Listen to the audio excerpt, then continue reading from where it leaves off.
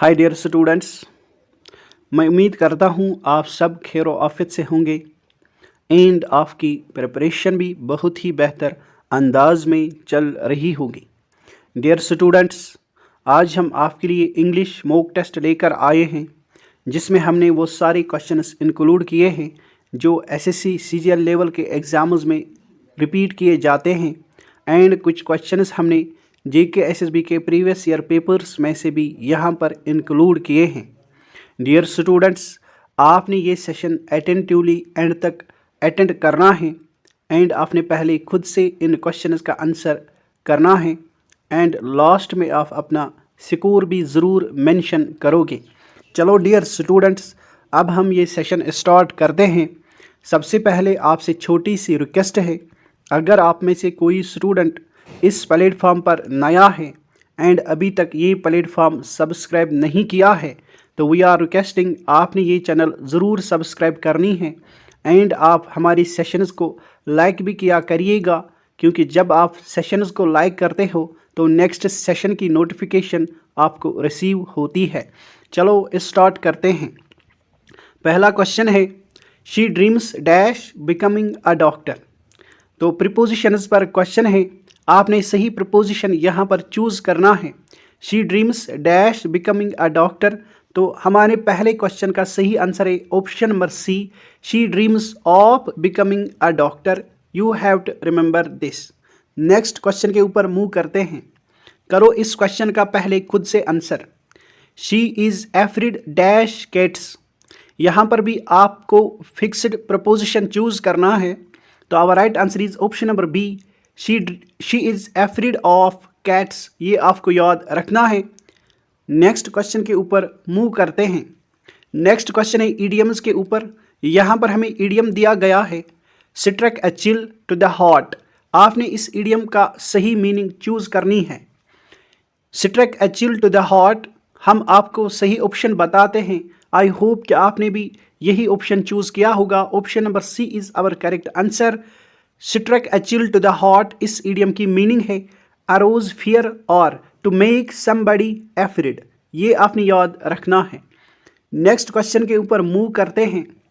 Next हमें sentence दिया गया है इन एक्टिव वॉइस। हमने इस सेंटेंस का पैसिव वॉइस चूज़ करना है जो हमारा सही ऑप्शन है। तो सेंटेंस है हु स्टोल यूर पेन, ये पैसिव फॉर्म में है। We have to choose an active form of this sentence. तो our right answer is option number 3, by whom was your pen stolen. यह आप याद रखोगे, this is the right passive form of our active sentence. Now let us move to next question. What is the opposite of the word impartial. तो impartial का antonym हमने यहाँ पर select करना है। तो इम्पार्शियल की मीनिंग है जो चीज़ अनबायस्ड होती है, यानी ऐसी चीज़ या इम्पार्शियल ऐसा इम्पार्शियल की मीनिंग है जब हम दो तरफा बराबर अपना फैसला सुनाते हैं। तो इम्पार्शियल का जो सेम मीनिंग वाला वर्ड है वो है अनबायस्ड। तो यहाँ पर हमने एंटोनियम चूज़ करना है, यानी अपोजिट मीनिंग वाला चूज़ करना है टू द वर्ड इम्पार्शियल। तो our right answer is option number B, biased. ये आपको याद रखना है, biased is the word which is opposite in the meaning to the word impartial. Now let us move to next question. यहाँ पर हमें sentence दिया गया है इन अ पैसिव वॉइस। हमने यहाँ पर एक्टिव वॉइस चूज़ करनी है इस सेंटेंस का। अ retail store was inaugurated bye Sanju. ये हमें पैसिव वॉइस में सेंटेंस दिया गया है। हमने एक्टिव वॉइस यहाँ पर चूज़ करना है इस सेंटेंस का जो सही है।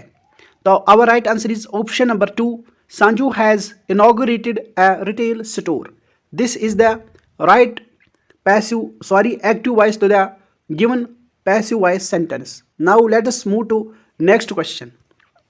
नेक्स्ट क्वेश्चन हमने ऑफ एंड ऑन की मीनिंग चूज़ करनी है। ऑफ एंड ऑन, इसकी सही मीनिंग है ओकेजनली। यह आपको याद रखना है, कई बार ये क्वेश्चन रिपीट किया गया है। Of and on means occasionally, यानी जो चीज़ कंटिन्यूसली ना हो, जो कभी कभार हो जाए, उसको हम ऑफ एंड ऑन कहते हैं। यह आपने याद रखना है। तो occasionally is the right answer. Now let us move to next question. Next question articles पर है। The guide knows dash way, हमने सही आर्टिकल यहाँ पर भरना है। The guide knows, option number C is our correct answer. The guide knows the way, ये आपको याद रखना है। We are talking about a specific way, that's why we have to choose the article here. Next question, she is calling me, ये एक active voice में sentence है, हमने इसका पैसिव वॉइस चूज करना है जो सही बैठेगा। तो शी इज कॉलिंग मी, इसका सही ऑप्शन है पैसिव वॉइस में option number 2, I am being called by her. I am being called by her is the passive voice to our active voice sentence. Now let us move to next question. Next question है what is the opposite of the word heartfelt? तो हमने antonym choose करना है to the word heartfelt, ये आपको याद रखना है। चलो जल्दी से आपने इसका एंटोनियम चूज करना है। तो heartfelt वर्ड की मीनिंग है जो चीज़ सिंसियर होती है, ऑथेंटिक होती है, जेन्युइन होती है। तो हमने यहाँ पर हार्टफेल्ट वर्ड का अपोजिट वर्ड चूज करना है मीनिंग में, जो है ऑप्शन नंबर बी पर इनसिंसियर, ये आपको याद रखना है। तो insincere is the word opposite in the meaning to the word heartfelt, ये आपको याद रखना है। Heartfelt means genuine, authentic, and we have to choose the opposite word, वो है insincere. Now let's move to next question. Articles पर एक और क्वेश्चन है, honest man speak dash truth, तो we have to choose the correct article. तो our right answer is option number C, honest man speak the truth. We have to choose the correct article which is option number C, the, आपको याद रखना है। Next question के ऊपर move करते हैं। यहाँ पर हमें जम्बलिंग सेंटेंसेस दिए गए हैं, we have to arrange these sentences into a meaningful way. तो despite having no means to actively defend themselves, तो पहले हमने पी रखना है, पहला सेंटेंस हमारा पी रहेगा, पी आएगा, पी ऑप्शन। तो एस हमें पहले दिया गया है डी पे, तो ये हमारा कट जाता है। तो despite having no options to actively defend themselves with weapons, तो पी के बाद हमारा क्यू आना चाहिए, पी के बाद हमारा एस आना चाहिए। तो पी के बाद ए ऑप्शन पर क्यू है, ये भी कट जाएगा। देन यहाँ पर आर है, ये भी कट जाएगा। तो हमारा ऑप्शन नंबर बी सही ऑप्शन है। तो PSQR, despite having no options to actively defend themselves with weapons like claws and jaws, they have evolved other equally effective deterrents. This is the meaningful sentence. Now let's move to next question. She is dash in folk dance, तो हमने सही word भरना है यहाँ पर। She is dash in folk dance. तो our right answer is option number C, adept. Adept means skillful. तो she is skillful और expert in folk dance, ये आपने याद रखना है। adept means skillful. Now let us move to next question. Next question फिर से jumbling sentences दिए गए हैं and we have to arrange these sentences into a meaningful sentence. The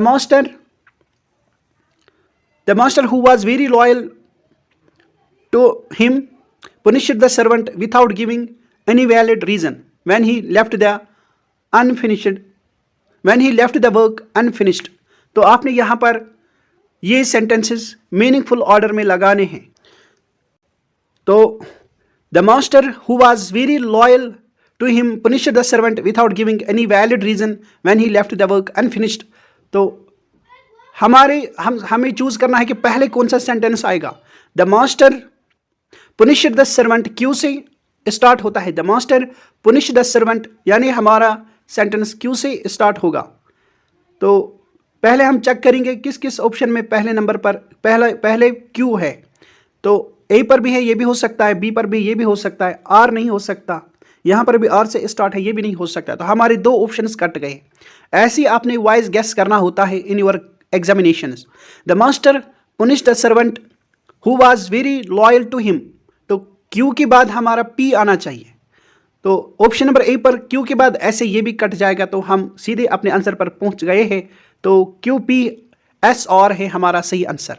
in sentences को फिर से पढ़ते हैं एंड देखते हैं क्या हमें मीनिंगफुल सेंटेंस मिलता है या नहीं। The master punished the servant who was very loyal to him when he left the work unfinished without giving any valid reason.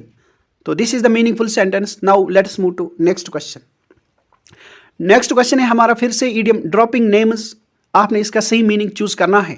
Dropping names की सही मीनिंग है to mention famous people you know. Option number A is our correct answer. Dropping names आप याद रखोगे, कई बार ये repeat किया गया है. तो ड्रॉपिंग नेम्स का मतलब है to mention famous people you know. Now let's move to next question. Next question है स्टीलिंग गुड्स वाइल शॉपिंग. तो स्टीलिंग गुड्स वाइल शॉपिंग इस एक्ट को हम क्या कहते हैं? तो our right answer is option number C, shop lifting. Shop lifting का मतलब है स्टीलिंग गुड्स वाइल शॉपिंग. जब आप शॉपिंग करते करते गुड्स को चोरी करते हो तो ये जो एक्ट है इसको कहा जाता है shop lifting. Now let's move to next question. Next question फिर से हमें जम्बलिंग सेंटेंसेस दिए गए हैं. We have to make a meaningful sentence by arranging these sentences. So far reports and investigations of articles including published a mixture the journal has. तो these are the sentences. आपने meaningful order में इन sentences को रखना है. तो so far the journal has published a mixture of articles including journals and investigations. तो हमारा sentence शुरू होगा एस से. सो फार द जर्नल हैज़, तो एस से हमारा सेंटेंस स्टार्ट होगा. तो हम देखेंगे एस हमें किस किस ऑप्शन में मिलता है पहले. तो ए पर भी है, ये भी हो सकता है. तो पी नहीं हो सकता, यानी बी ऑप्शन कट गया एंड सी ऑप्शन भी कट गया. This is the wise guess that you have to utilise in your examinations. तो हमारी दो ऑप्शंस कट गए. So far the journal has published a mixture. Next S के बाद Q आना चाहिए. तो ए नंबर पर ए ऑप्शन जो दिया गया है इसमें एस के बाद पी है, ये भी कट गया. तो हम सीधे अपने आंसर पर पहुंच जाते हैं ऑप्शन नंबर डी. तो अब हम सेंटेंसेस को पढ़ते हैं जो हमें ऑप्शन नंबर डी पर मिलते हैं. देखते हैं क्या मीनिंगफुल सेंटेंस यहाँ पर फॉर्म होता है या नहीं. So far the journal has published a mixture of articles including reports and investigations. तो we are able to make a meaningful sentence by arranging these sentences. तो this is our right answer, option number D. Now next question के ऊपर move करते हैं. The number of things और portions close together without order और arrangement. ये question मैं आपके लिए छोड़ रहा हूं, आप कमेंट सेक्शन में इसका आंसर जरूर करोगे. तो द नंबर ऑफ थिंग्स और portions close together without order और अरेंजमेंट. जब नंबर ऑफ थिंग्स और ऑप्शंस क्लोज टुगेदर होंगे विथआउट ऑर्डर और अरेंजमेंट, तो इसको हम वन वर्ड में क्या कहते हैं? तो पहले ऑप्शन पर मास, बी ऑप्शन पर गैदरिंग, सी ऑप्शन पर हडल एंड डी ऑप्शन पर असेंबली. आप इस क्वेश्चन का आंसर ज़रूर करोगे कमेंट सेक्शन में. तो जिस स्टूडेंट का आंसर सही होगा हम उसको हार्ट देंगे ताकि और स्टूडेंट्स को पता चले कि हमारे इस क्वेश्चन का सही आंसर क्या है. तो ये था हमारा आज का सेशन. उम्मीद करता हूँ कि आपको आज का ये सेशन बहुत अच्छा लगा होगा एंड आपको बहुत कुछ सीखने को मिला होगा. तो चलो मिलते हैं अब हम आपके साथ अगले सेशन में. तब तक के लिए goodbye, take care and video को जाते जाते ज़रूर लाइक भी करना. Good bye.